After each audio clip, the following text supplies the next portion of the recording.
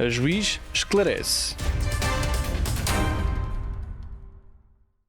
Vamos continuar no tema da Lei Tutelar Educativa e, nesta sessão em particular, vamos falar das garantias do processo tutelar educativo.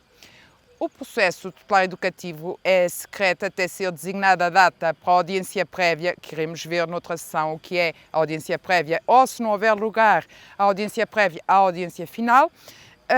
De qualquer modo, mesmo na fase da publicidade do processo, é preciso preservar, na medida do possível, a privacidade e intimidade do jovem e evitar, na medida também do possível, a divulgação da sua identidade. No âmbito do processo tutelar educativo, há também a possibilidade de aplicar medidas que não respeitem concretamente ao processo tutelar educativo, mas que podem ser determinadas se o interesse do jovem assim o requerer. É o caso, por exemplo, no âmbito do processo tutelar educativo, o Ministério Público se perceber que há uma situação relativa às responsabilidades parentais que deva ser resolvida no imediato e toma as medidas que sejam necessárias para o efeito, ou pode ser necessário no imediato aplicar uma medida de promoção e proteção que também não tenha a ver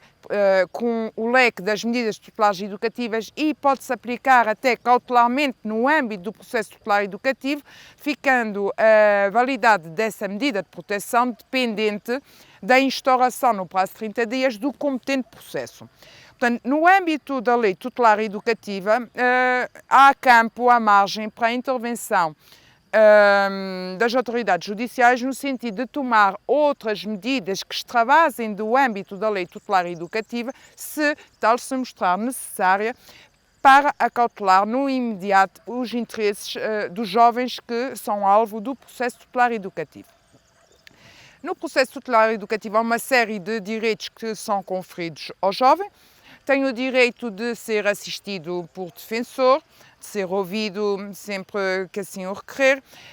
Não é obrigado a pronunciar-se relativamente aos factos que lhe são imputados, nem relativamente aos factos relativos à sua personalidade, ambiência familiar, pessoal, não é obrigado a prestar declarações. E tem de ser informado disso. Tem o direito, precisamente, de ser informado dos direitos que tem. Tem o direito de poder falar a sós com o seu defensor sempre que assim o requerer. Tem o direito de se fazer acompanhar nas diligências pelos seus representantes, pelos seus pais, pessoa à guarda da qual se encontrar. Tem o direito de ser acompanhado nas diligências por psicólogo ou alguém da especialidade de psiquiatria, se tal se mostrar necessário. Portanto, há uma série de direitos que são conferidos ao jovem no sentido de poder, de forma livre e esclarecida e informada, portanto, recolher os benefícios que a lei tutelar educativa visa proporcioná-lo através de toda a tramitação do processo e,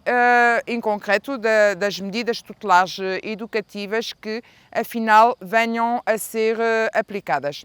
É preciso dizer ainda que a linguagem que é dirigida ao jovem deve ser clara, deve utilizar palavras que estejam ao seu alcance, portanto, sentido comum, que ele consiga compreender e deve ser permitido ao jovem questionar a qualquer momento o andamento do processo, solicitar esclarecimentos acerca do andamento do processo, solicitar esclarecimentos acerca das finalidades da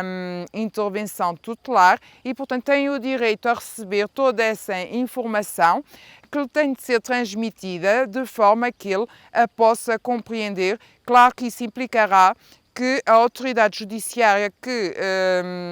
está a ouvir o menor tenha em conta o seu grau de discernimento, o seu grau de maturidade, as suas condições concretas.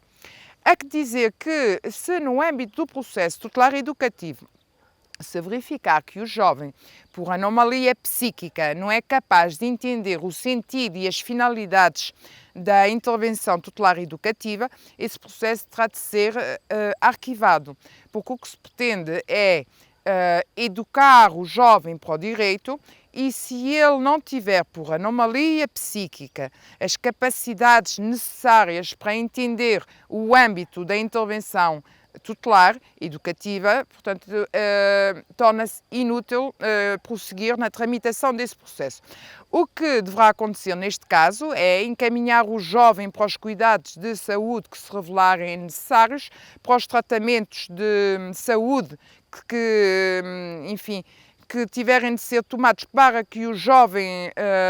se tiver algum problema terapêutico, patológico, portanto, que esse problema seja devidamente acautelado, porque poderá também ser causa de algum dos comportamentos que o jovem desenvolve. Há que dizer que estes processos também têm natureza urgente em determinadas situações, e isto de dizer que tem natureza urgente significa que correm nas esferas judiciais quando estejam em causa, portanto, tenha sido aplicada a medida cautelar de guarda à instituição, quando esteja o jovem internado para a realização de perícia sobre a personalidade, nos casos em que a demora do processo, portanto, cause prejuízo aos interesses do jovem, e nesse caso terá de haver um despacho do juiz que assim o diga, portanto, que atribua natureza urgente ao processo tutelar educativo porque delonga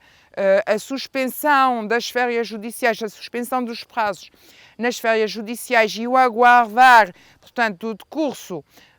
das férias judiciais pode causar prejuízo relevante nos interesses do jovem, nas finalidades tendo em vista as finalidades do processo, e nesse caso o juiz pode atribuir natureza urgente ao processo.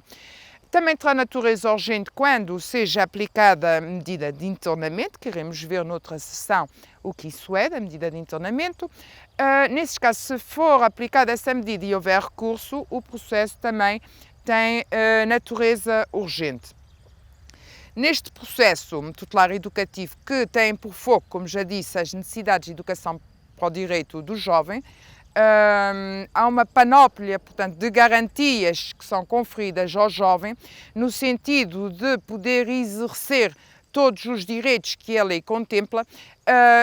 Pode requerer ele próprio, se o tribunal não lhe nomear logo o defensor que lhe seja nomeado, pode exigir, portanto, a comparência das pessoas que sejam da sua confiança ao seu lado quando é ouvido. Nunca é juramentado o jovem nunca presta juramento